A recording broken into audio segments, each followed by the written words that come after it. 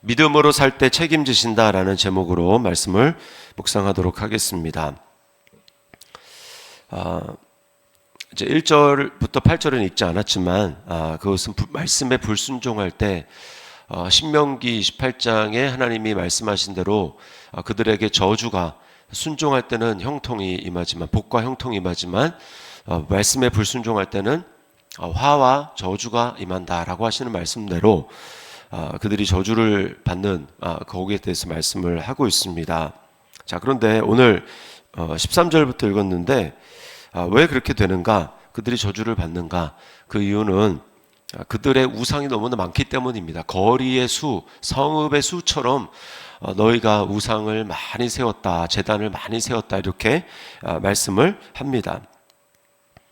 그러므로 하나님께서 이런 지금 그들의 행위를 돌이키지 않은 채로 아무리 그들 하나님 앞에 기도를 해봤자 하나님이 그 기도를 듣지 않겠다라고 14절에 말씀을 합니다.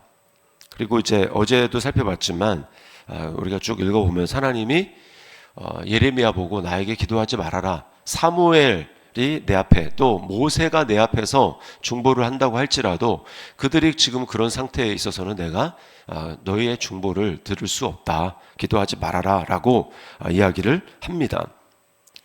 그래서 15절에 보면요, 이렇게 이야기를 합니다. 거룩한, 이제 뒷부분입니다. 거룩한 제물 고기로 내 재난을 피할 수 있겠느냐? 그때 내가 기뻐하겠느냐? 이렇게 말씀을 합니다. 지금 그런 상황에서 아무리 하나님 앞에 거룩한 제물을 드린다고 하더라도 하나님이 피할 수 없다라고 말씀을 하시는 거예요. 자, 그런데 하나님은 그런 상황에서도 이제 예루살렘에 대해서, 유다에 대해서 뭐라고 말씀을 하냐면 15절 처음에 보면 나의 사랑하는 자가라고 말씀을 하십니다. 그렇게 삐뚤어 나가고 그렇게 우상을 섬기고 그런 상황에서도 하나님은 그들을 나의 사랑하는 자, 이렇게 말씀을 합니다. 여기서 우리 하나님의 본심, 마음을 우리가 알게 되죠. 하나님은 사랑하시는 것입니다. 사랑합니다. 그리고 하나님이 그들에게 대해서 가지고 있는 기대는 무엇입니까? 16절에 보면 여호와께서는 그의 이름을, 유다와 예루살렘의 이름을 일컬어 좋은 열매 맺는 아름다운 푸른 감람나무라 하였었으나, 이렇게 이야기를 합니다. 하나님께 대해서 어떤 존재라고 합니까? 좋은 열매 맺는 아름다운 푸른 감람나무다. 그러나 지금 완전히 다른 열매를 맺고 있습니다. 하나님의 기대에서 벗어나고 있습니다. 우리 자녀를 키우다 보면 자녀에 대해서 부모의 기대는 굉장히 큽니다. 자녀보다, 다른 사람들보다 훨씬 더 많은 기대를 가지고 잘 될 것이라고 그렇게 하죠. 그러나 이제 키우다 보면 자녀가 속썩이고 또 엇나가고 이런 모습을 보일지라도 부모의 모습은 그 자녀에 대해서 계속해서 같은 마음을 가지고 사랑하는 자라고 말을 하는 것입니다. 자, 이들이 어제도 말씀을 드렸지만 이들의 가장 큰 문제는 마음의 완악함인데 하나님의 말씀을 듣지 않는다라는 것입니다. 하나님의 말씀을. 이 고향 사람인 이 아나도 사람들도 예레미야에 대해서 똑같이 반응을 했습니다. 말씀을 듣지 않습니다.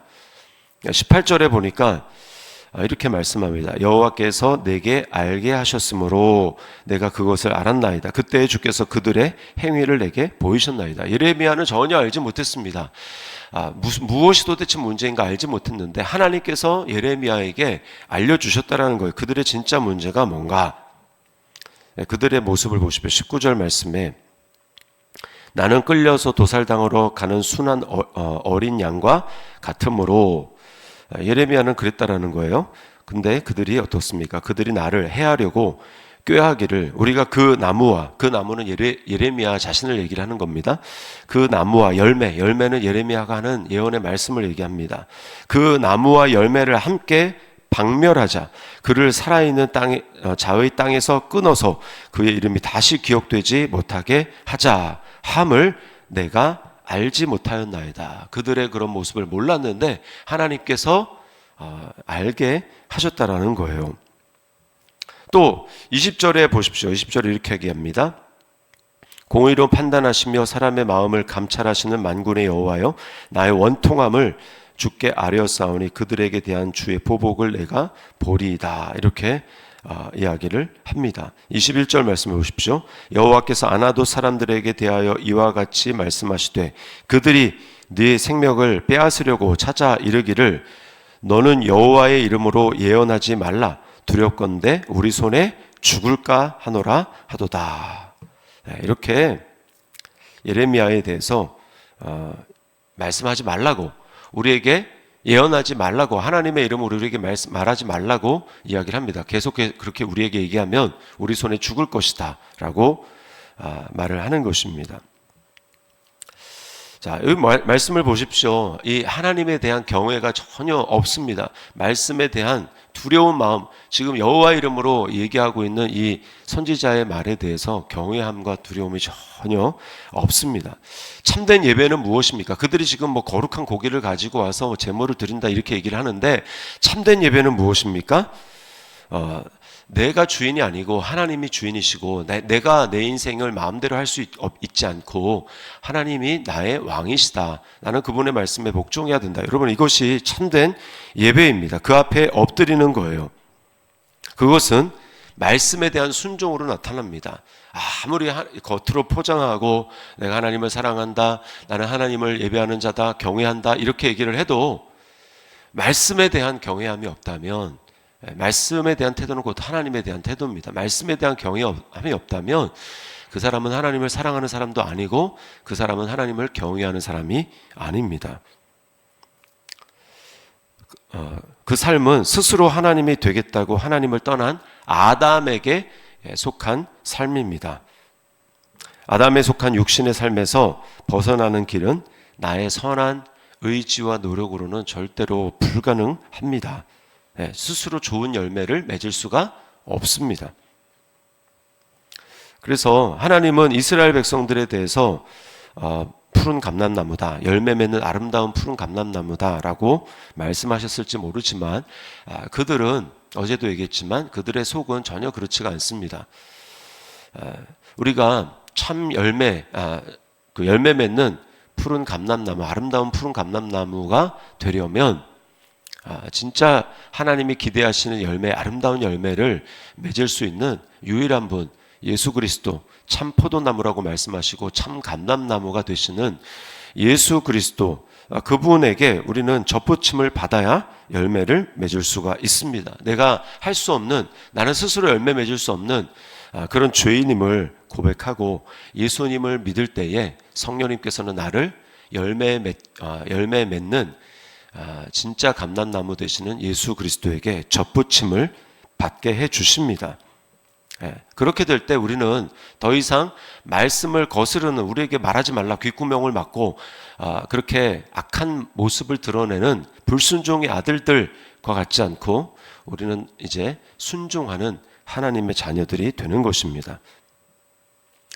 로마서 8장 9절 말씀에 만일 너희 속에 하나님의 영이 거하시면 너희가 육신에 있지 아니하고 영에 있나니 누구든지 그리스도의 영이 없으면 그리스도의 사람이 아니라 라고 말씀합니다. 성령이 우리 안에 있지 않으면 우리는 육신대로, 내가 원하는 대로 내가 주인이 되어서 하나님이 뭐라고 말씀하시던 거기에 귀 기울이지 않고 내가 하고 싶은 대로 하는 그런 삶을 살아갈 수밖에 없지만, 성령을 받으면 뭐라고 얘기합니까? 우리가 육신에 있지 않고 영에 있다. 우리의 정체성이 그렇다고 말씀을 합니다.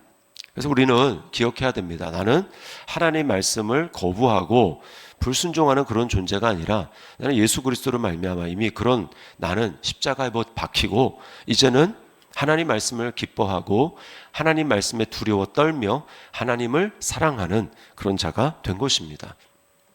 우리가 이렇게 날마다 하나님 앞에 나와서 말씀을 듣는 것도 거기에 있는 것이죠. 주님의 말씀만이 나의 생명입니다. 주님 말씀만이 내 길이고 나의 빛이 됩니다. 라고 말씀하는 것입니다. 자, 그런가 하면 또 오늘 말씀해 보면 사명을 감당하는 이 예레미야, 사명을 감당하는 예레미야를 책임지시고 보호하시는 하나님을 우리가 알 수 있습니다. 예레미야는 뭐라고 얘기했습니까? 나는 도살장에 끌려가는, 도살당하러 가는 순한 어린 양과 같다. 19절에 그렇게 이야기하지 않았습니까? 꼼짝없이 죽는 거예요. 그들이 그런 악한 음모를 꾸미고 이 예레미야를 죽이고자 하는데 무슨 수로 예레미야가 살아날 수 있겠습니까? 그런데 그것을 그들의 악한 의도를 예레미야로 하여금 알게 하시고 나는 순준해서 알지 못하는데 하나님이 알게 하시는 겁니다. 그들의 그런 모습들을 다 드러내게 하시는 거예요. 예레미야에게 하나님이 그를 부를 때에 사명자로 부를 때에 이미 하나님은 그 약속을 주셨습니다. 예레미야 1장 17절 19절 말씀에 이렇게 이야기를 합니다. 내가 네게 명령한 바를 다 그들에게 말하라. 그들 때문에 두려워하지 말라. 그들이 너를 치나 너를 이기지 못하리니 이는 내가 너와 함께하여 너를 구원할 것임이니라. 여호와의 말씀이니라. 아무리 그들이 음모를 꾸미고 예레미야를 죽인다고 할지라도 예레미야를 부른 분이 하나님이십니다. 부른 분은 책임을 지는 거예요. 하나님의 부르심에는 보호와 인도와 공급하심과 모든 것들이 다 들어가 있습니다. 하나님은 그냥 불러놓고 무책임하게 네가 알아서 살아 그렇게 말씀하시는 분이 절대 아니십니다. 그것을 우리에게 알게 하신 분이 바로 예수 그리스도고 예수 그리스도를 말미암아 우리에게 보혜사 성령을 보내주셨습니다. 보혜사란 말은 딱 옆에 붙어 있다라는 거예요. 절대 떠나지 않는다라는 것입니다. 우리 속에서 우리를 떠나지 아니하시고 영원히 함께 계셔서 우리를 도우시는 분, 그분이 바로 보혜사이십니다. 예수 그리스도가 오신 이유도 결국은 우리에게 보혜사를 보내주시기 위해서입니다. 십자가를 지시고 우리 죄를 담당하신 이유는 바로 우리를 돕기 위해서, 영원히 우리를 떠나지 아니하시고 돕기 위해서 그렇게 하신 것입니다. 단지 죄 용서만 한 다음에 그 다음에는 너희가 너희 힘으로 알아서 잘 살아봐라 그렇게 하시는 분이 아니고, 죄 용서를 통해서 결국은 우리에게 성령을, 예수의 영을 부으셔서 우리로 하여금 그분의 인도와 도우심 가운데 힘과 능력을 공급받아서 살게 하시기 위해서입니다. 그래서 마태복음 28장 20절에 볼지어다 내가 세상 끝날까지 너희와 항상 함께 있으리라. 성령으로 우리와 함께 떠나지 않으시는 분이 바로 주님이십니다. 그러므로 우리는 어떻게 해야 됩니까? 우리를 압박하는 압박들이 있습니다. 바울 사도도 고백했습니다. 사방으로 우겨쌈을 당한다. 거꾸로뜨림을 당한다. 그래도 중요한 건 무엇입니까? 그럴지라도 우리가 나를 부르신 주님, 나를 자녀로 삼으신 주님, 그분에게 부르심의 모든 공급하심과 보호하심과 책임지심의 모든 것들이 있다는 사실을 우리가 굳게 믿고 흔들리지 아니하며 뒤로 물러가지 말고, 바울 사도가 고린도전서 15장 58절에서 고백했던 것 같이, 그러므로 내 사랑하는 형제들아 견실하며 흔들리지 말고 항상 주의 일에 더욱 힘쓰는 자들이 되라. 이는 너희 수고가 주 안에서 헛되지 않은 줄 알미라 라고 말씀합니다. 그러므로 우리가 부르심 가운데 더 굳게 서서 나아가야 합니다. 그것이 주님을 신뢰하는 마땅한 모습입니다. 믿음으로 살 때 책임지십니다.